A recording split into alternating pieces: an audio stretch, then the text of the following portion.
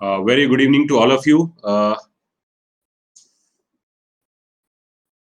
If you're able to hear my voice, just put in the chat, hello, hi, good evening, Vaishali. Give me 1 minute, guys.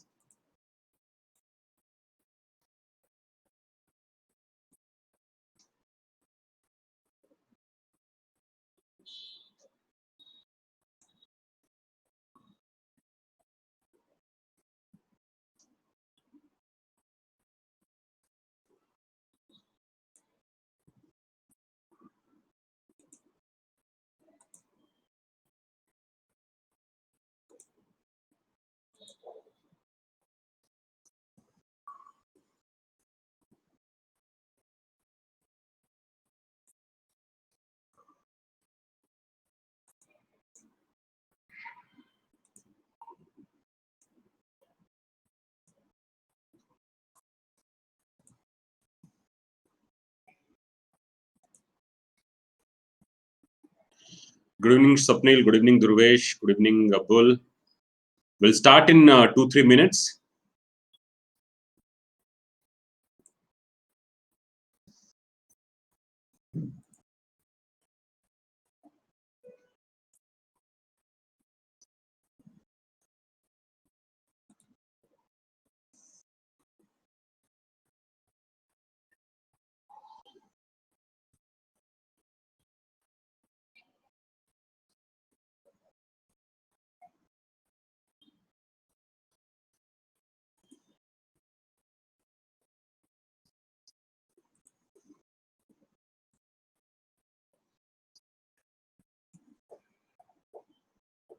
Good evening, Mohammed.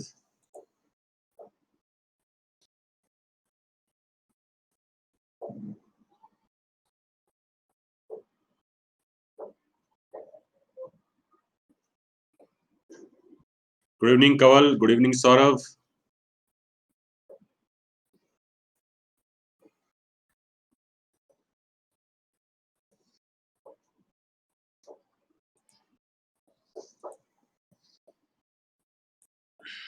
So we'll start in 2 minutes.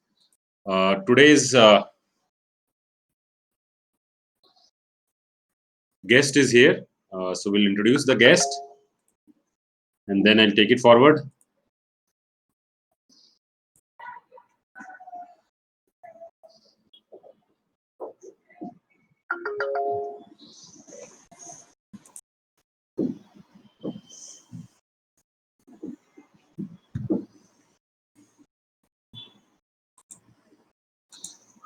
I'm facing some challenges here.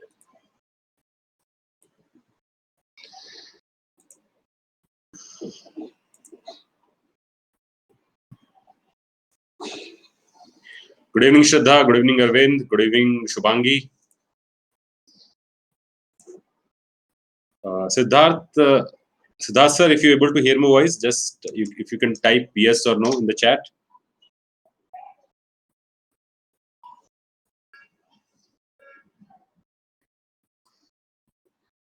Thank you, Siddharth sir. Sir, actually, once I transfer you the the session, you will able to see share material and the screen share. So currently, I have not transferred you the the session, so that's why it is there. Okay. So once I transfer the session to you, you will be able to see this.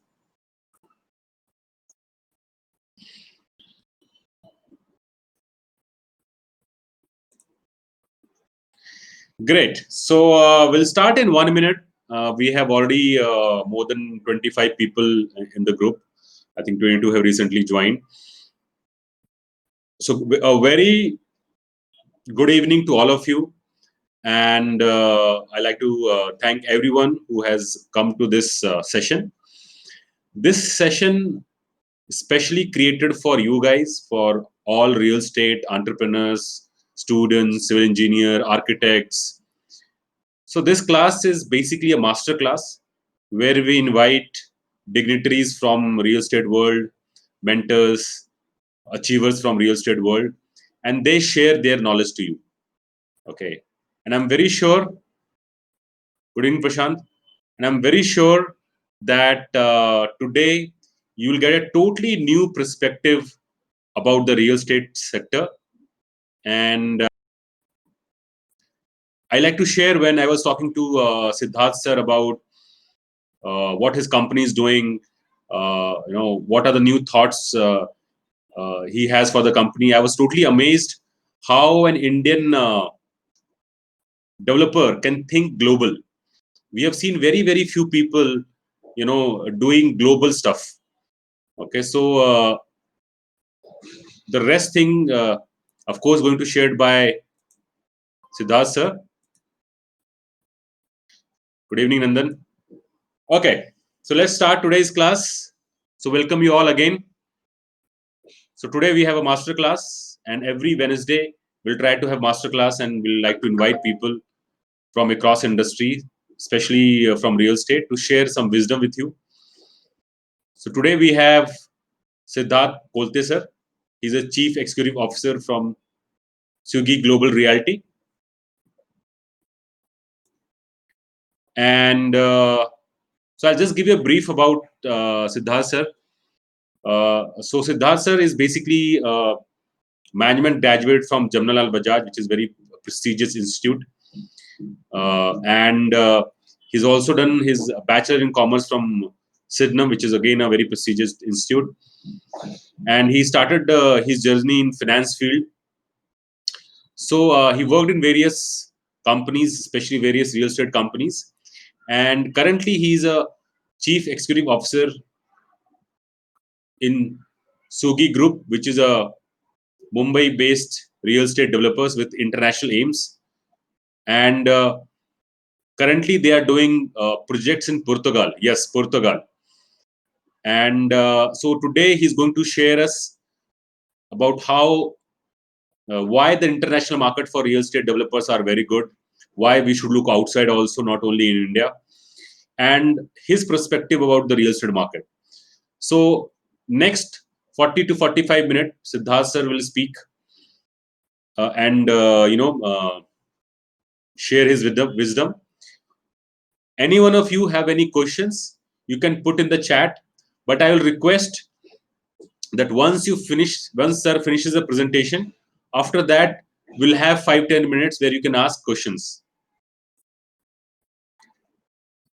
Okay, so in next 1 or 2 minutes I'll ask Siddharth sir to come on board and give the presentation. He will talk to you after 40 or 45 minutes. Once the session finishes, then we'll have a 10 to 15 minute QA round when you can put your chats and he can answer the chats. Okay, and if you have questions, I will take your questions and again ask sir. Right? So are you excited, guys? Say yes if you are excited, all of you. I'm not seeing any yes. Are you guys excited for this? Great. So thank you very much for your inputs. So now I'll share my session control to Siddharth sir.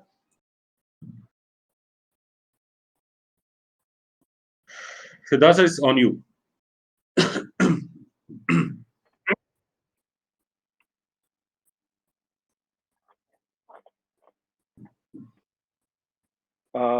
I think I have taken the control, not of your Yes. institute, but of your class, Abhay. Yes, So yes, thank you yes. for that. Yes, yes. Thank you very much. So thank you, Abhay sir, for your kind introduction and also for inviting me today on this platform. In normal course or in the good old days, I would be standing in front of you all, either in an auditorium or in a classroom, depending upon how many of you would like to listen to me. However, due to the new norm, which is established by COVID-19, today I sit in front of you to discuss my thoughts virtually and on an online platform. So thanks to the growing reach of technology, it does give me immense pleasure to be with you today. I do hope that you do not get too bored. Even if you're not too excited, I'm okay. But if you're too bored, then please put a red flag. I hope you find some interest levels in today's discussion. So good evening, friends. My name is SIDDHARTH KOLTE, and I present to you some thoughts on international real estate. Actually, will highlight the current thoughts of the Indian customer who is aggressively thinking of purchasing an international real estate. We as Indian developers like to understand our clients' requirements and therefore would like to build what the customer wants and where the customer wants. So it is extremely important to understand why the traditional buyer of Indian real estate is now wanting to look at buying a real estate outside India. For us, being in the real estate industry for over 30 years, there is an established relationship with many HNI clients. They have seen what we as a company have delivered, and therefore they are wanting to carry the faith to a different geography. Today's discussion lies on this premise and the need to identify the best country for development of real estate for the changing requirements of the Indian customer. So that's just a preface to where I will begin. I will now do the share screen and I can start my presentation. So Abhay sir, share material. Okay, there you go. Yeah. Okay.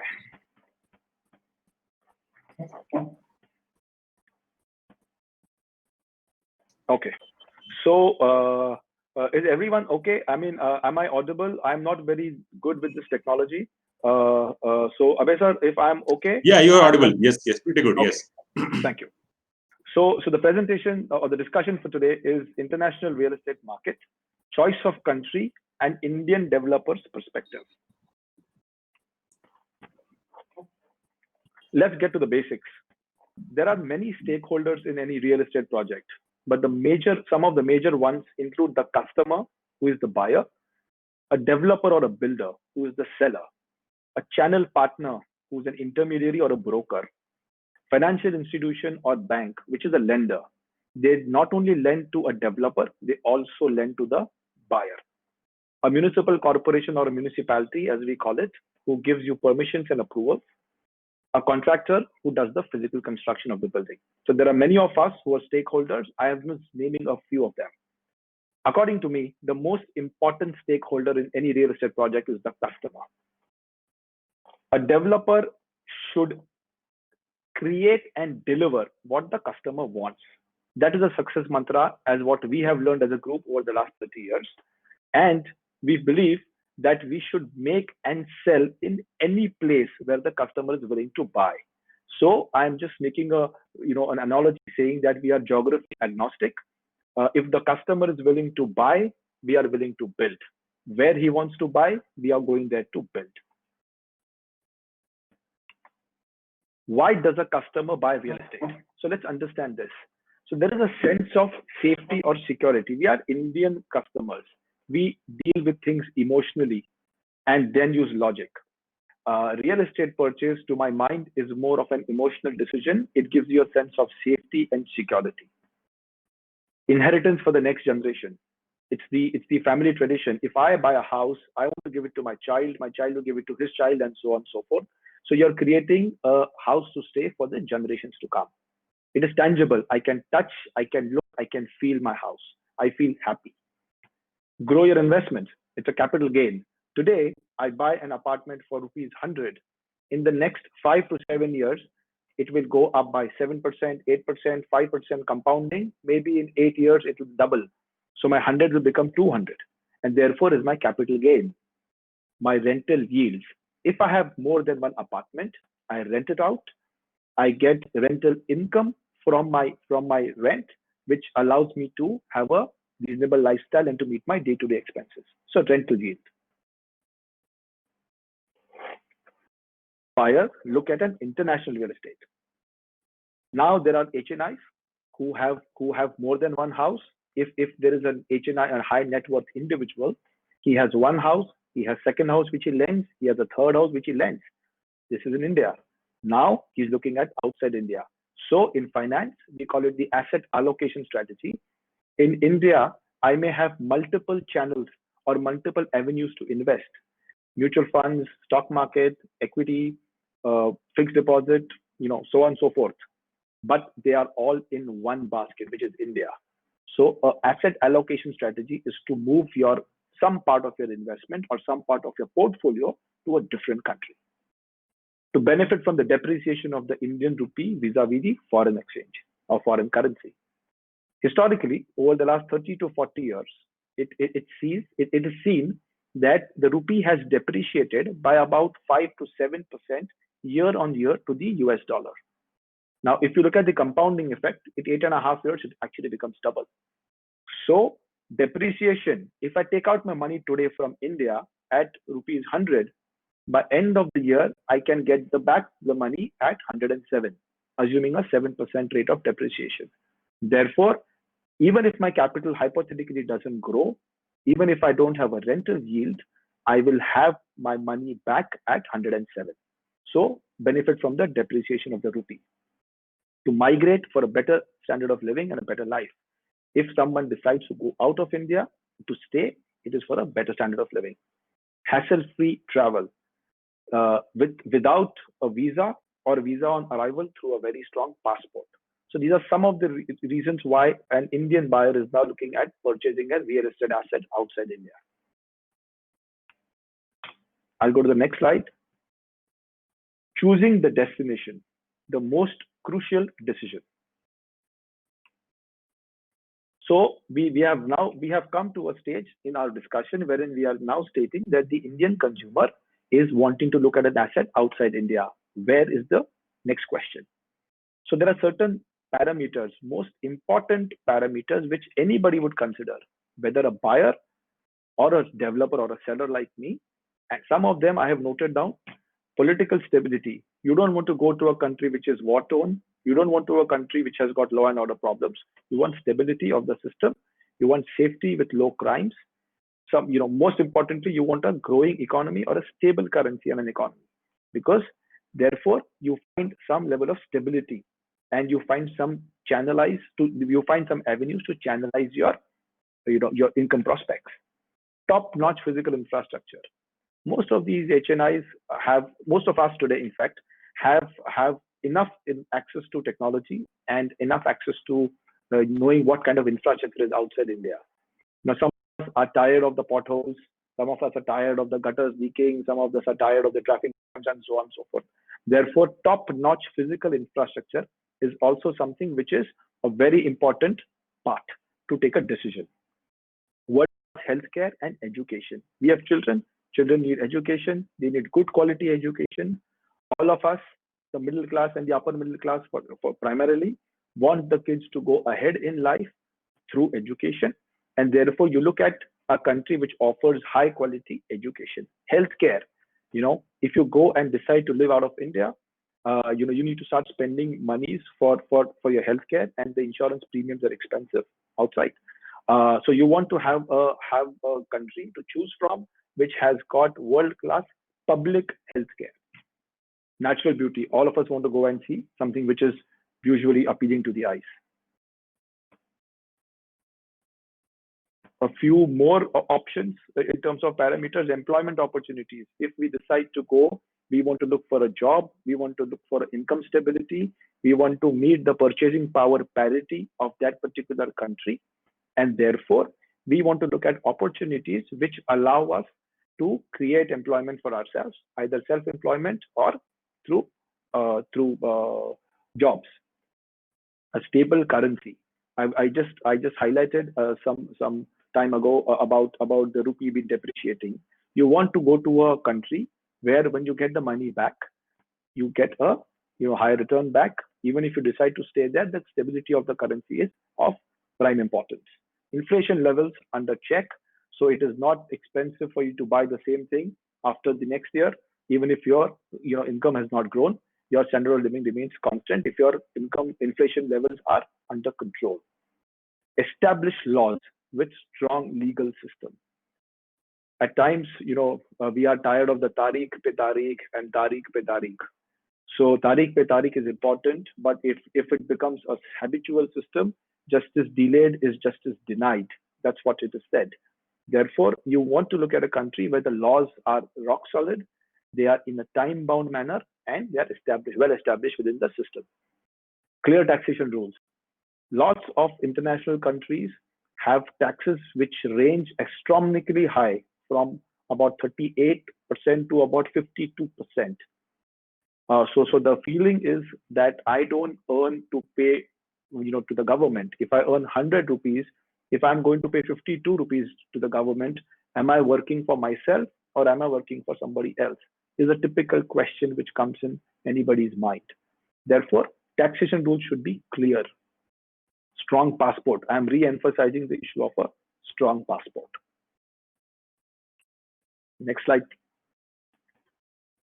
So if we decide to go out of India, whether we want to be a global citizen, yes, what are the options? The typical options, I call them the usual suspects. So we in the globe from the left down to the, or from the left top down to the bottom right. So you have the USA, you have the Canada, the neighbors to the US. You have UK, which is in the middle, and down you have Australia and New Zealand. So US, largest economy in the world. To live American dream is perhaps everyone's dream.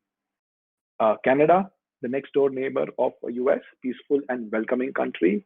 UK, historic association, right there in the center of the world, access to the entire globe within the same equidistance.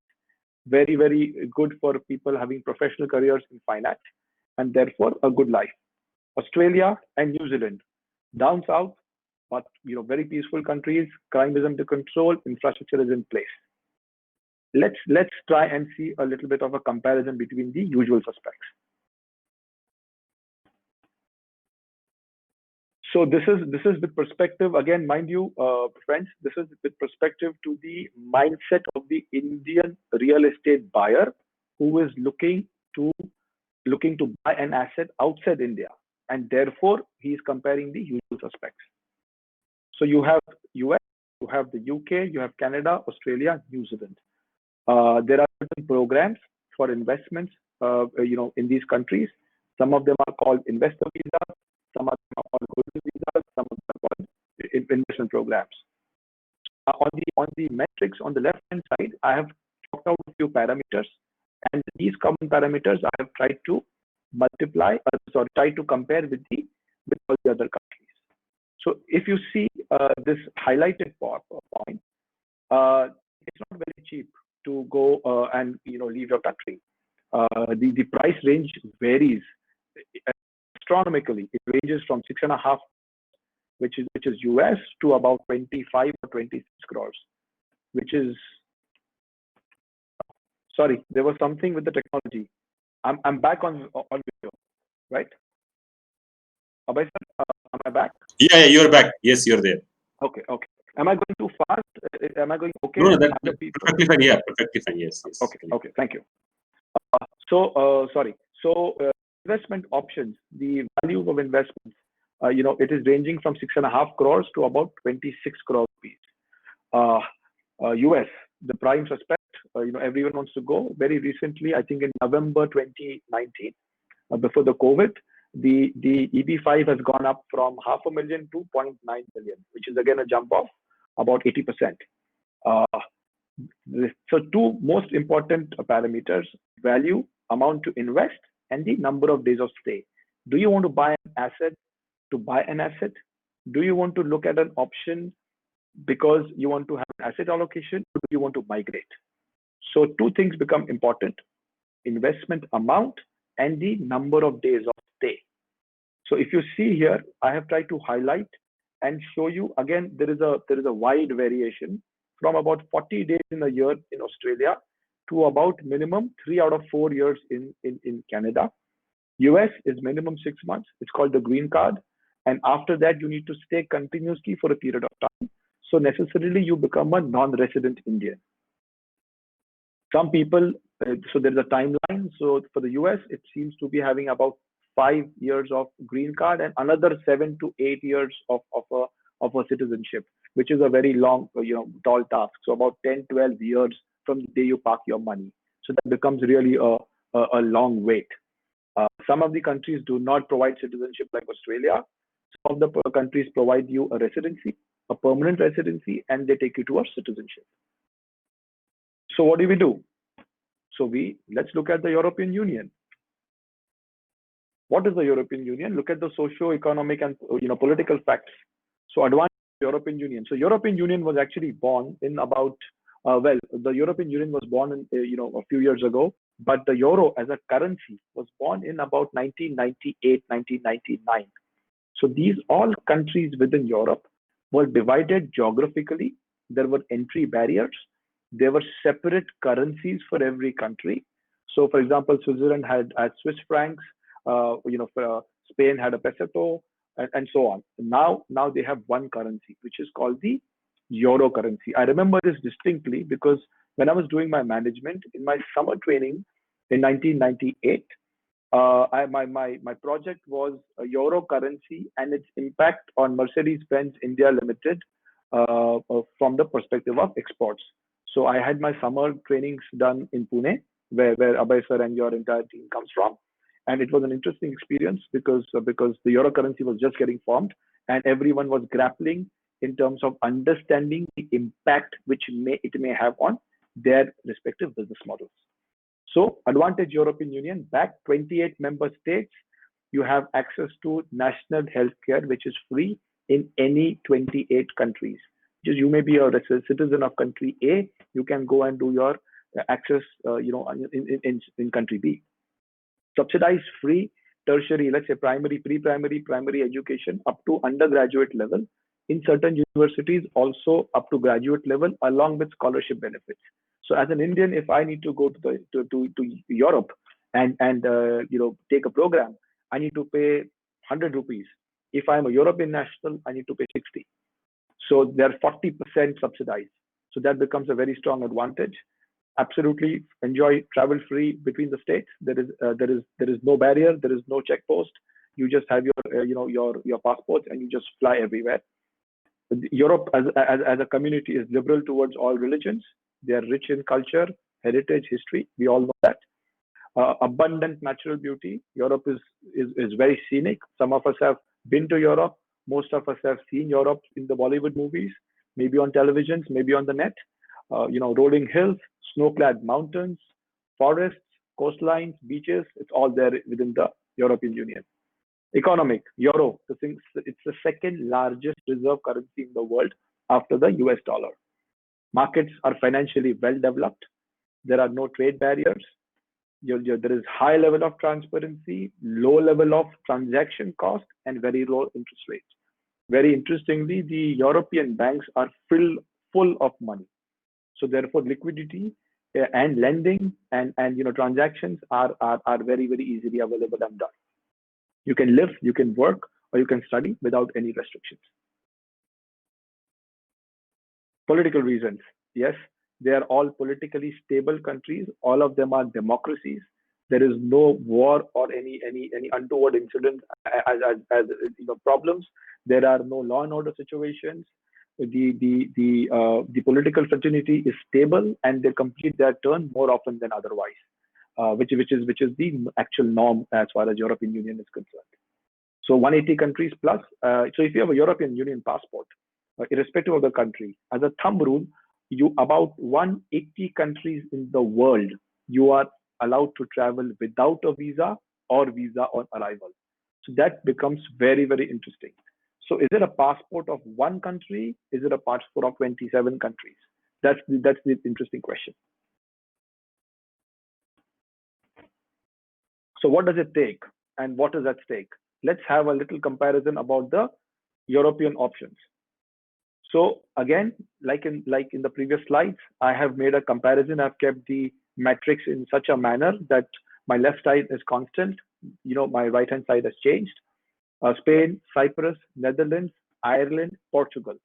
Typically, some of the some interesting or popular options from the Indian investor perspective, mind you, to invest for a real estate in Europe. So if we look at it again, the two most important criteria: investment amount and minimum days of stay. Again, a huge variation from 3 crore Indian rupees to about 18.5 crores in Cyprus. Some of them will have minimum stay requirements. Some of them have no minimum stay requirements. Some of them will give you a residency. Some of them will give you a citizenship and not a residency. Some of them will give you a direct, citizenship. So it's a lot of flavor. So it gets very confusing, and therefore you need to start looking a little more deeper in terms of what suits you the best. So the usual answer, if I ask people, what is it that makes you happy? So typically an Indian consumer or a buyer says, "Sabse sasta mal, sabse acha mal." So you don't want to compromise on quality, but you want to pay as least amount as possible. Why only an Indian consumer? All of us think that way. So therefore, a fine balance has to be seen between value for money. So I have highlighted the options. To my mind, there is a clear direction moving towards Portugal. It starts at a 0.35 350,000 euros, and even at an 86 number, which is high, because last time I was in Portugal and I transferred some money for the company, the rate was about 79 or 80 rupees to a euro. Today it's 86. So in the last 7 months we have seen the euro appreciate, and the rupee depreciate by about 8.5 9%. But that's an aberration. But again, consistency is 5 to 6% year on year depreciation is what I'd like to believe. So it is Portugal, and let's look at a little more in details about Portugal. Portugal, the perfect opportunity. Why? Okay. So it is a welcoming and a peace-loving country. It ranks the third safest country in the world by Global Peace Index. It's not a very good comparison. We are all Indians. India in the Global Peace Index ranks 141. America, the United States of America, everyone's dream, ranks 121 in the list of safest countries. Portugal lies number 3 in the world. Of course, number 1 being Singapore. According to the Liberal Democracies Index, it is the 10th best democracy in the world, 11th largest exclusive economic zone in the world. Taxations and trade barriers are absolutely negligible. Large English-speaking population. The new generation speaks a lot of English language. You have no trouble, unlike very many European countries, including Spain or France or Hungary, where they do not speak English beyond a point. Especially in Spain and France, it is very, very difficult to find people who will speak to you in English. Accepting of foreigners and people of multiple backgrounds. They don't have any racism. They welcome you, whether you're brown, white, whatever, black, etc. They all welcome you happily, and therefore racism is not as much, unlike the perception. I have traveled many times, so I have always felt the warmth. Impeccable geographical location. Portugal is on the tip of the Atlantic Ocean, on the west side of Atlantic Ocean. So Europe ends with Portugal.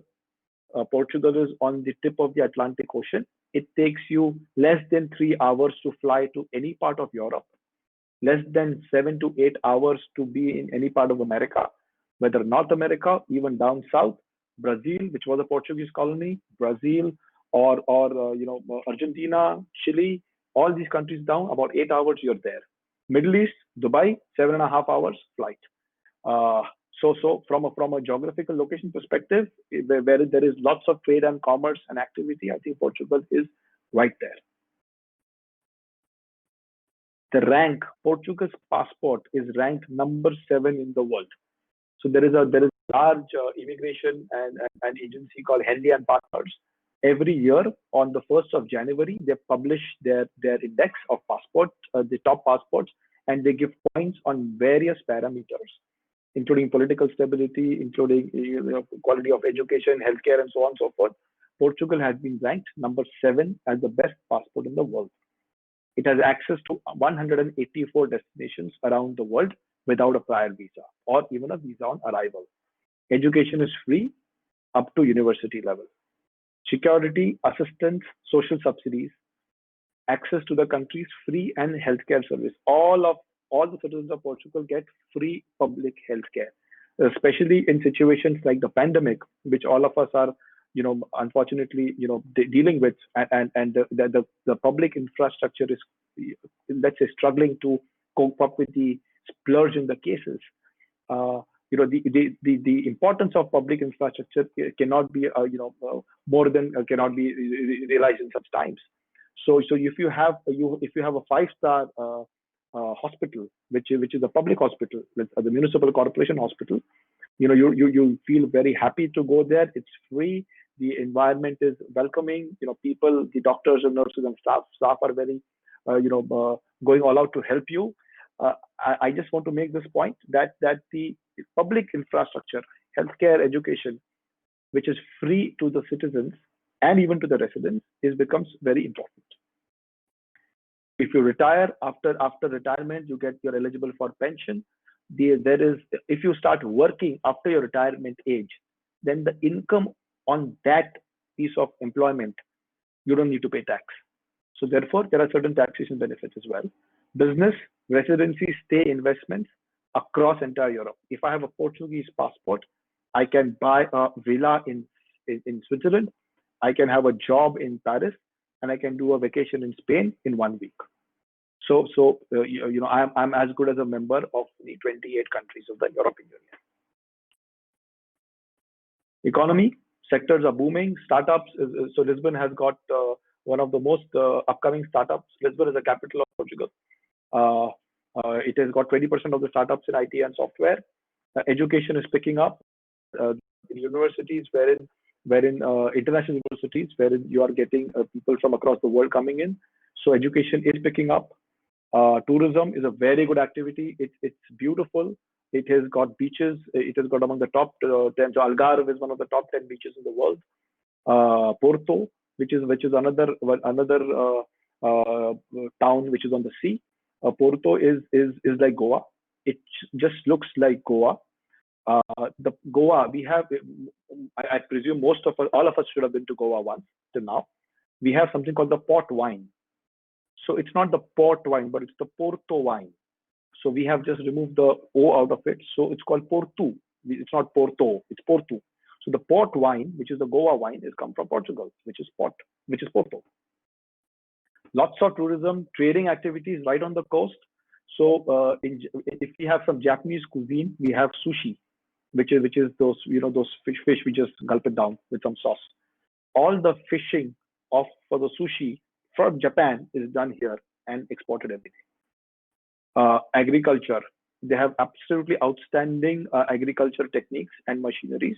Agriculture is one of the very large economies coming there.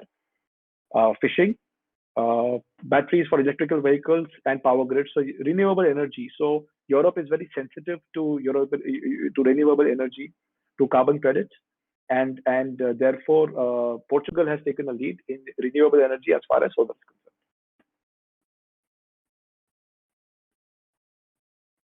What's the Indian connection? More than 500 years of relationship with India. Vasco da Gama, he is the man who found India. The famous sailor came to India in 1498 and found India. So to an extent, we owe our identity in terms of being exposed to the world to Vasco da Gama, which was a Portuguese sailor. So in fact, when I was in Lisbon in December, I was invited for a dinner in a small castle. And then the prince of the castle, who looks like us now, I mean, it's not a prince, it's the European prince, but he is from the royal lineage. So he invited me and he took me to the main hall. And on the left-hand side of the hall, there was a painting, a very beautiful painting of Vasco da Gama leaving Portugal in 1497 or 1496. And on the other side of the hall, there was another painting which he took me to, and was when Vasco da Gama was being welcomed in India as the one person who found India. So two paintings on two sides of the palace. It was absolutely heartwarming to see and very nice. So that was the level of friendship or warmth which the Portuguese people were showering on people like us. They love Indians. And therefore, there is a very, very strong connection for that. The Portuguese Prime Minister, Antonio Costa, his grandparents are from Goa. So in this picture, we have Mr. Modi, our current Prime Minister, and Mr. Costa, the current Prime Minister of Portugal. In fact, it's his second term. He got re-elected in October last. he's been given the Overseas Citizen of India card. So we have also a political connection now, and they have been a supporter of the the Indian claim to the permanent seat of the United Nations Security Council. So they have been a supporter of India. Yes, the first Western nation to sign an MOU for the Nalanda University in India. What's the Golden Visa program? Just to give you a small summary. Small investments, 350,000 euros to about 500,000 euros, which is 3 to 4.5 crores rupees. Stay for 7 days in a year, like a family vacation. Investment in property, so you do not need to sustain any business or any job. Dependent children, dependent parents of both the spouses qualify for the same benefits. So if a typical Indian family of husband, wife, and 2 children, which is 4, if the husband is the primary applicant, then the parents of the husband, which is again 2 more people, and the parents of the spouse, which is another 2 people, a total of 8 people. So you can buy, literally buy a passport of 8 with a house for about 3 crore rupees plus taxation, etc. But yes, at the principal level, 3 crore rupees. And today, in Mumbai, it's barely easy to get a 2-bedroom house in 3 crore rupees. So therefore, you can get a 3-bedroom or a 2-bedroom house in Portugal, along with an international strong passport. What's the timeline? You get once you buy the asset, you apply to the immigration, and you get a temporary PR, which comes within 6 months of your application. You stay for 5 years with your asset. You don't sell it. You can rent it out. You can get your rental yield. You can have a capital gain. You can get the money back to India if you wish to. As rupee is depreciating, you're getting your money back at a higher value. After 5 years, you have a choice to apply for a permanent PR or for a citizenship. Permanent PR is like a green card of the US, which is a permanent residency green card. You don't need to change your passport. A quick look at the Portuguese real estate market. It's a growing market. Last year, the foreign investments from across the world came in to the tune of 30 billion euros, which is about 292,000 crores. That was the kind of money which has been come to the Portuguese real estate market. Capital growth. I have been to places wherein the price is appreciated, and in 3.5 years it's doubled. I always believe that is an aberration and therefore not the right way to quote. So a 6% year-on-year capital appreciation post 2030 has been stable and sustaining. So you're getting 6%. This is very interesting. So the home loan. So as I said, you have enough of liquidity in the banks. Banks do not. So in India, for us, 3%, 6%, 7% sounds low because the savings account used to give us about 4% just to keep your money in the bank. In Portugal, you get 0.5% or maybe even 0.4% as interest. If you have a euro fixed deposit, euro denominated fixed deposit, your annual yield is less than 1%. There's a transaction cost. So if I have to transfer money from India, within India, from say my account to Abhay sir's account, I can do an RTGS or NEFT, or I can give a check, or I can ask the bank to do the transfer, which is a free of cost. In Portugal, I am charged for every transfer 7 to 10 euros per transaction, which is about 800 to 900 rupees, just to transfer my money from my account to somebody else's account, domestic account, not international. Here again, interesting. So if I'm a young guy or about say 30-35 years of age, I am eligible for a loan for a period of 30 years at a rate of interest of 3%, 3.5%, at times less than 3. So if you see, if I take a loan as a Portuguese and put my house on rent, I get a rental yield of 4%. My EMIs are 3 to 3.5%. So logic says that I will borrow from the bank, I will buy an asset, maybe 2. With my income, I will sustain the loan of 1 asset. With my additional house which I can buy, I rent it out and I get 4% as a yield, and I pay back 3.5. So I'm 0.5% positive on a yearly basis. To add to that, there is a growth in capital. I'm using a very stable number of 6% year on year. So that is an additional benefit to me as my capital is growing. If I'm an Indian buyer, I get rupee depreciation of another 5%. So, so I buy one house, second house, I rent it, I make my, I pay my loan, I get a capital gain, plus I go and get my rupee depreciation. So sitting at home doing nothing on a 1 crore rupee asset, 5 crore rupee asset, I will tend to get about 50 lakh rupees for doing a smart investment. I wouldn't say nothing for doing a smart investment. Project approvals, they are quick, they are unambiguous. No need to go and meet the officer, or everything is online. Quick approvals, absolutely clean. What I can do, what I cannot do, in how much time I can do what is told to me. What painting of my building, my facade has to be decided in advance, no change. Places to invest in Portugal, into Lisbon, Porto, Algarve, Sesimbra, Cascais. These are most all them are on the seafront. Very coincidentally and interestingly, so day before yesterday, 16th of September, there was an article on in Economic Times on page 5, which stated how the Indian mindset, how Indians are now buying real estate abroad to get the benefits of what we have spoken. So it's a little difficult for everyone to see probably, but you find here Portugal is right there. In fact, it further says that of the 257 golden visas which were issued in Portugal in May, which was the pandemic, 19 were to Indians. So when the golden visa opened in 2013, from golden visa 2013 to 2020, we have 26 Indians who have taken the golden visa. 26. In last month, we have 19 Indians.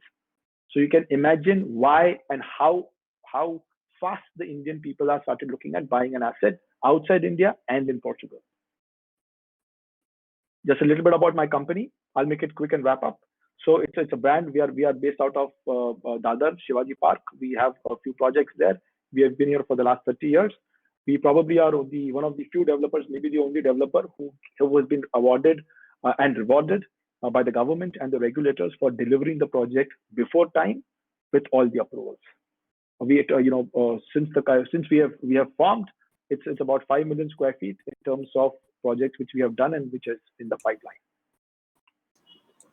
A few of the awards which we've got, just to give you a flavor, the then Chief Minister Devendra Fadnavis ji had awarded our managing director. Some of the awards which we've got. I want to end my session with a quote from Franklin D. Roosevelt. So Franklin D. Roosevelt, he was called FDR. He was the longest serving president of the United States. He has overseen the Great Depression of 1930s and the World War II. So please hear this. It's very simple, straight, but so good. Real estate cannot be lost or stolen, nor can it be carried away. Purchased with common sense, paid for in full, and managed with reasonable care, it is about the safest investments in the world. So with this, I want to just end my discussion. Thank you, friends. Thank you, Abhay sir, and I'm more than happy to take some questions. Yeah. So Siddharth, thank you very much for this great presentation. I think now I'm more interested towards Portugal, since you have given so much of knowledge, and great, comparison here.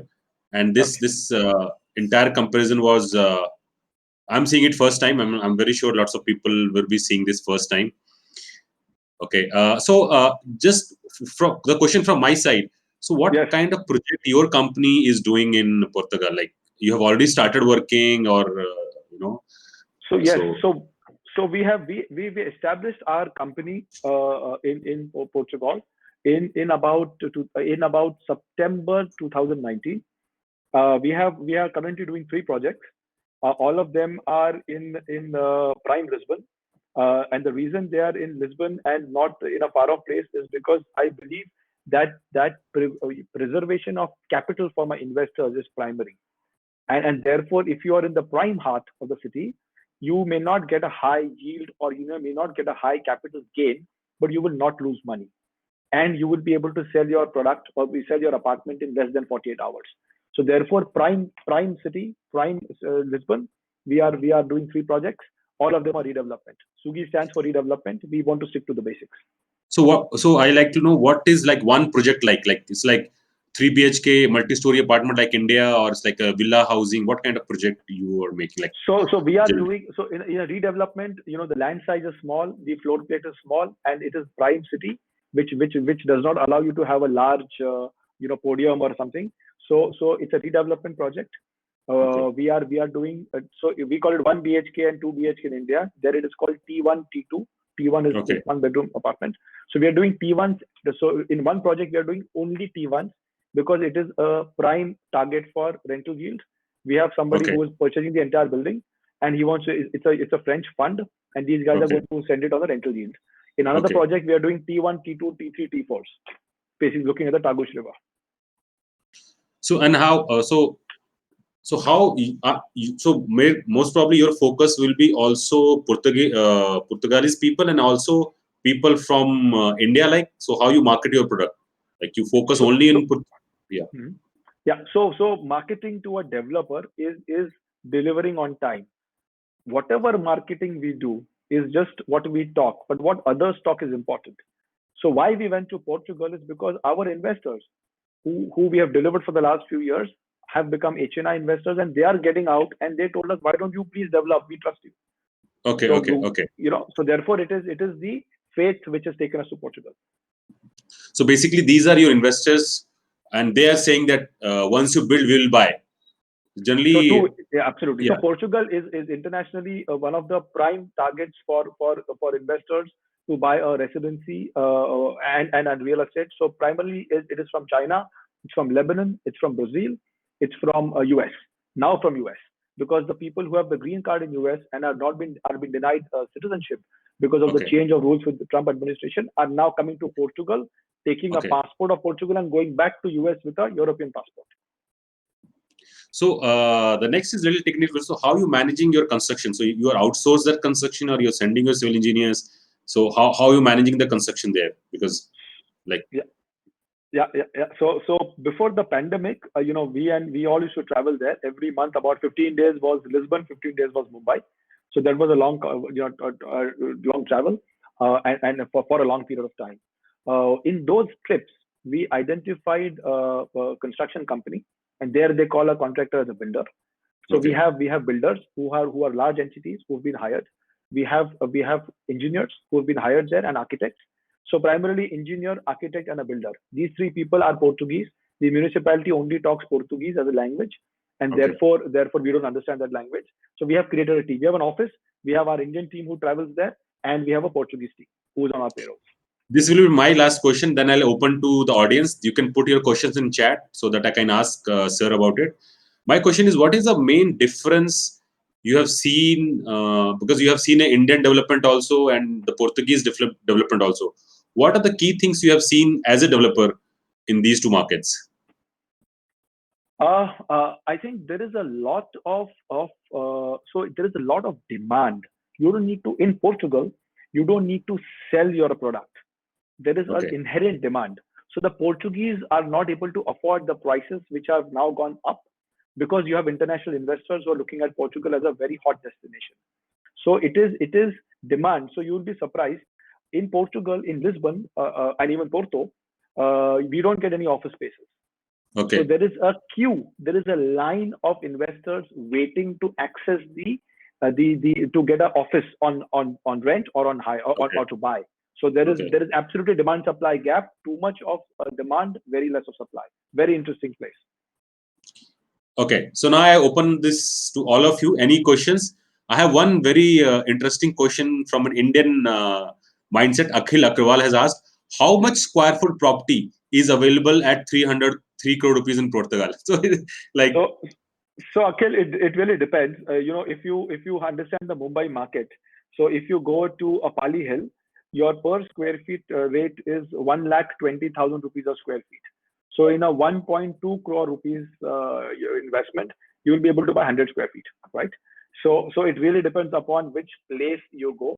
Typically, if you go prime Lisbon, you can be able to buy a 2 bedroom apartment, a T2, about 850 square feet odd for about 380,000 euros, which is about 3.2 crore rupees. So it depends. Within Lisbon, within central Lisbon, the rate changes. So Akhil, have you got the answer? Yeah. Yes. If Akhil, if you further go behind, not in prime Lisbon, so it's like Mumbai, South Bombay, Thana, Mira Bhayandar, Kalyan Dombivli, and so on. The price keeps on reducing as you move away from the city center. Similarly, in Portugal, I can give you a great villa for 300,000, 350,000 euros if you go right inside.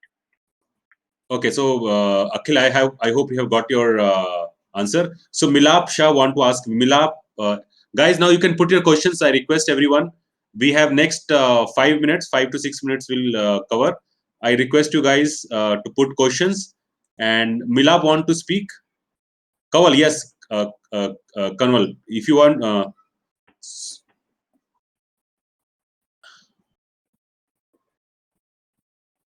What you want to talk, Kaval? Can you just put it there?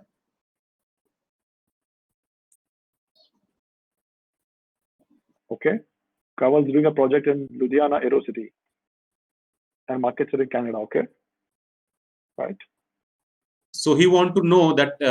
So it's yeah. He asking suggestion that if he has a project in India, how he should look into US and Canada market. How, any ideas on that? I'm not. Even convert. So Kaval, even if you want to buy, sell in Canada, whether it is to a Canadian national or whether it is to an Indian residing in Canada, that's your first choice. Secondly, these guys, typically it will be the Indian residing in Canada who wants to buy a house to come back for the old days or for his investment perspective. So there are clear wealth management firms.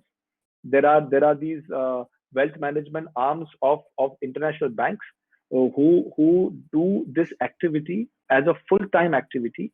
You have the IPCs, which is the International Project Consultants, the CBREs and JLLs.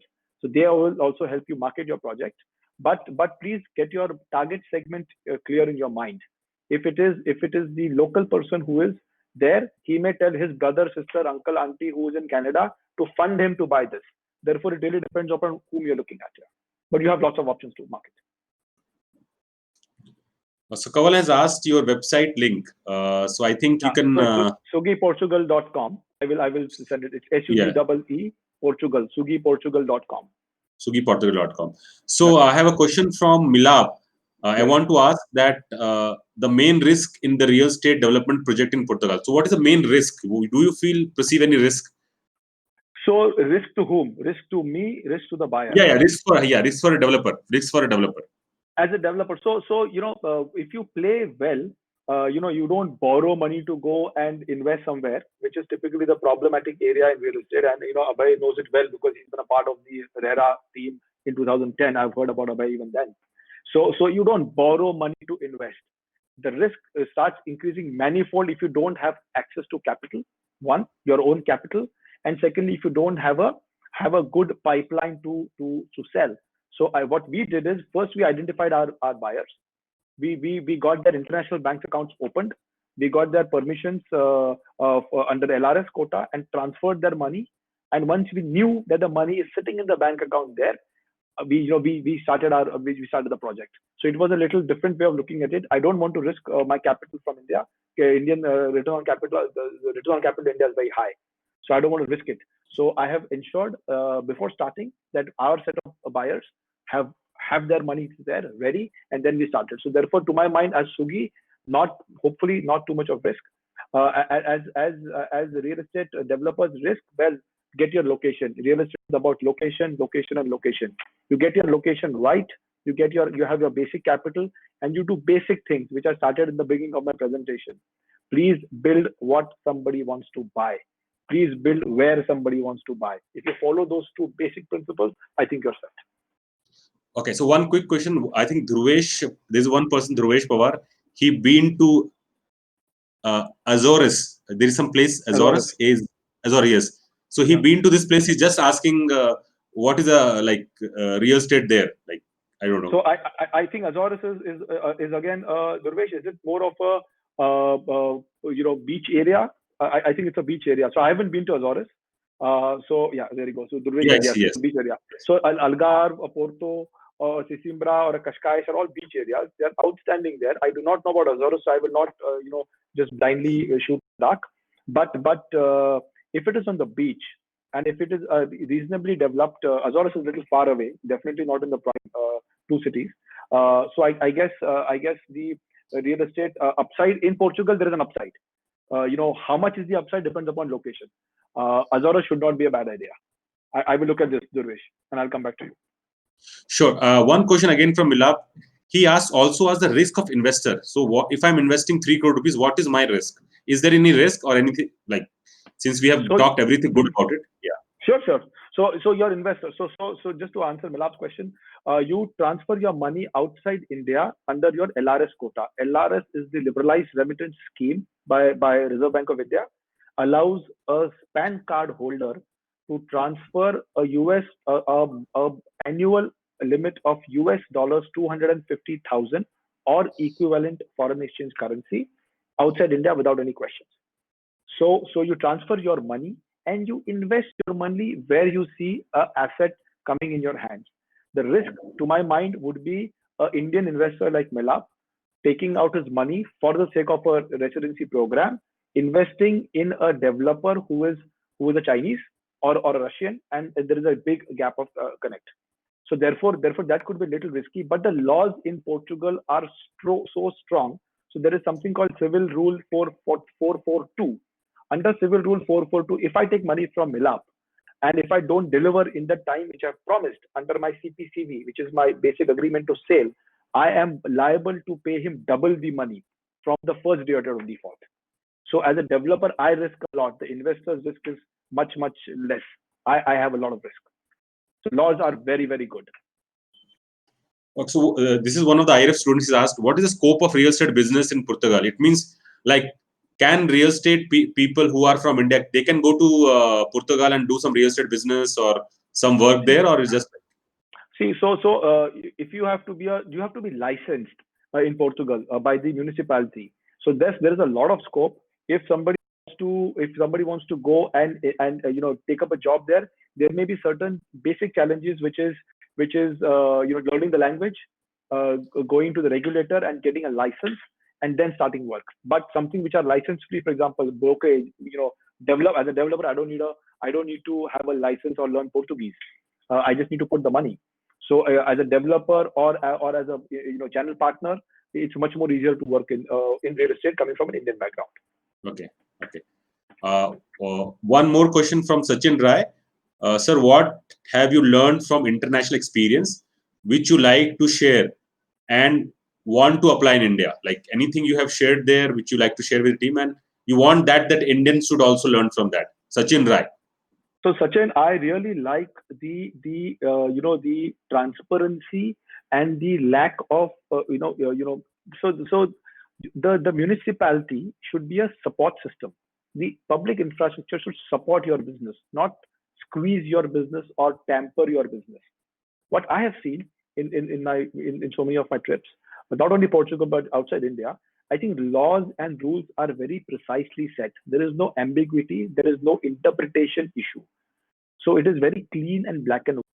Secondly, the government supports you. Thirdly, the basic rule of law is that a word which is given is taken seriously. So if I tell you something, it is understood that I mean it and I can be recorded. In India, at times you feel that the value of the word which is given is not necessarily kept, later. So I don't want to be critical about it, but what I've learned it is that your value is, your word is very important. Your public infrastructure, your public system supports your business. Rules are crystal clear. If the buyer defaults, he's penalized. If the developer defaults, he's penalized. And if you try and there is no way you can try and take out your money from the project and get out.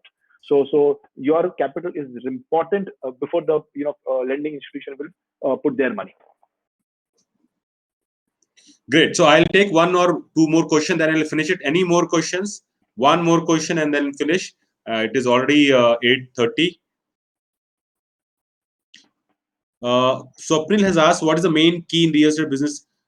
Okay, so he's saying that basically, if you want to start a business as a developer, Mhm. what are the kind of player you need to connect with? Like, To connect with if you need to start business in Portugal, please get your buyers in place and please get your lending institution in place.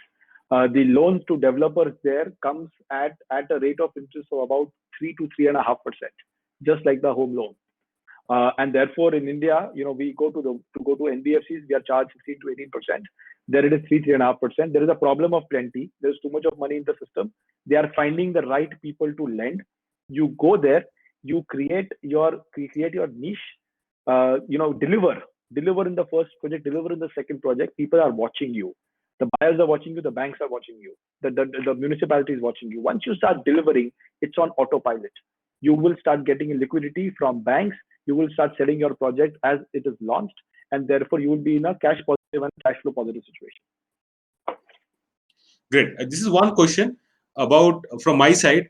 So, if I'm an Indian citizen, how I get a home loan from 3.5% from Portugal? Like, because I will be earning in India. So, how it Correct. works?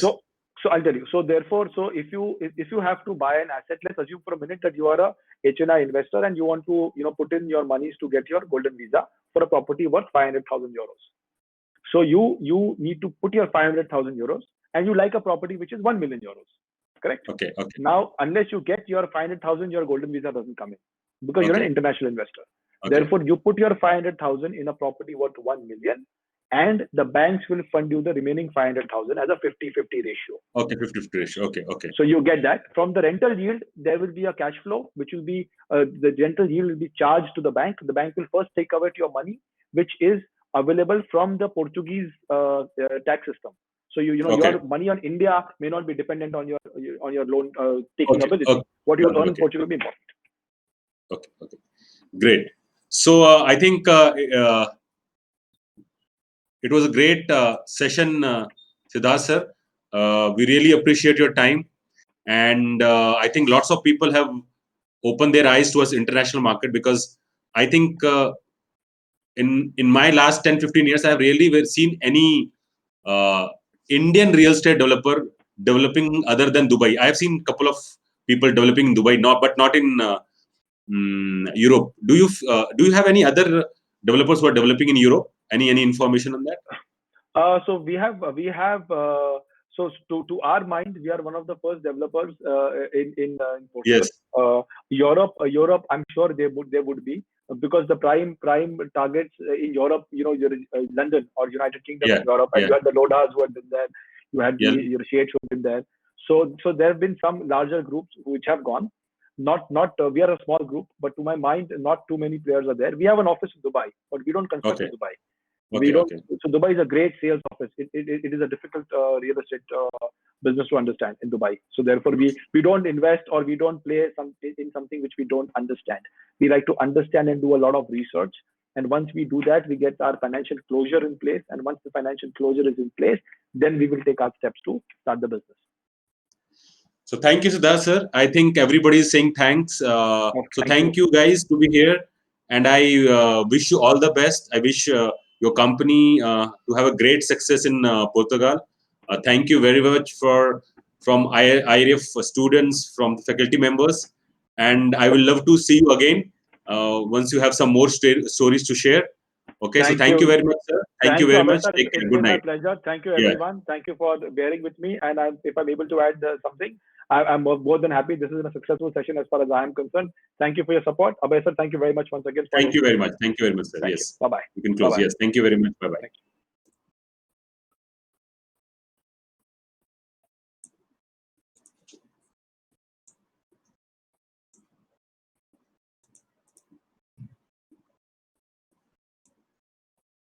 So thank you very much, guys. I think we had a great session today, and I loved your support. All of you are there, and I like your more suggestions so that we can call uh, people like Siddharth sir.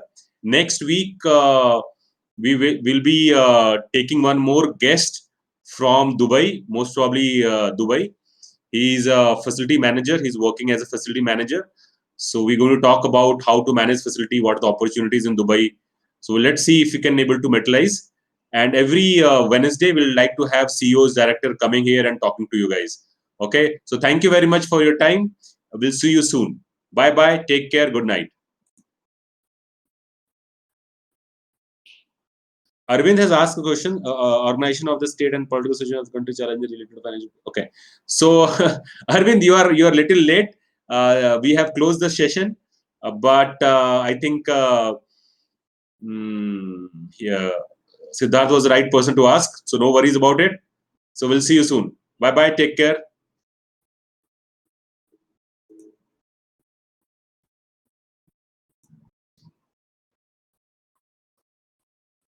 Kaval, yes, you can tell me what you like to talk. Can you call me up or